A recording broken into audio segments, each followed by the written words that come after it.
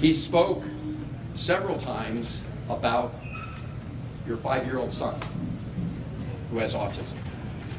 5-year-old son who was in the car in Maryland when Kilmar was pulled over by U.S. government agents and handcuffed. His 5-year-old son was in the car at that time.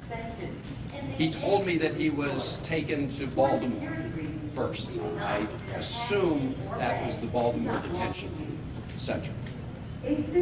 He asked to make a phone call from there to let people know what had happened to him. But he was denied that opportunity. He said he was later taken with some others from Baltimore to a detention center in Texas.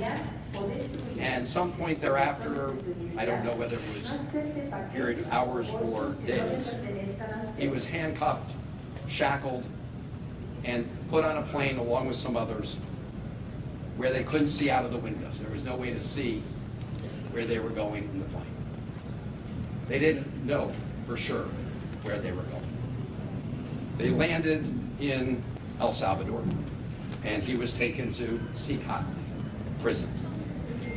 He was placed in a cell with, if I recall correctly, and don't hold me to it, of about 25 other prisoners at CCOT.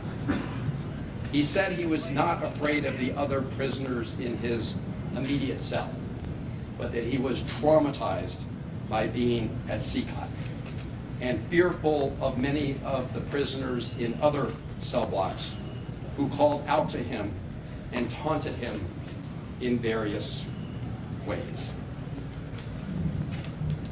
He told me, and this was yesterday, that 8 days ago, so I guess 9 days ago from today, he was moved to another detention center in Santa Ana, where the conditions are better.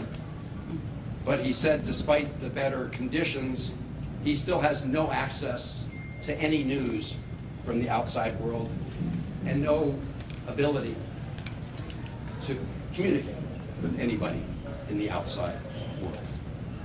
His conversation with me was the first communication he'd had with anybody outside of prison since he was abducted. He said he felt very sad about being in a prison because he had not committed any crimes.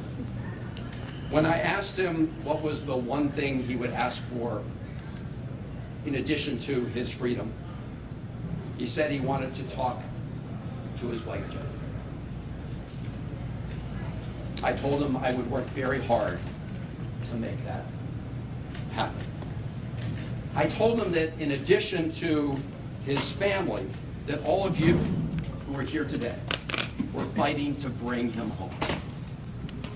I told him that his brothers and sisters in his union, the sheet metal workers union, were fighting to bring him home. That brought a smile to his face. I told him that millions of Americans understand that what is happening to him is a threat to their own constitutional rights. I told him about the decisions of the federal courts, the district court, the Fourth Circuit Court, the Supreme Court. And I think that in addition to knowing that his family was fighting for him, all of that gave him strength, the fact that all of you here were fighting for him.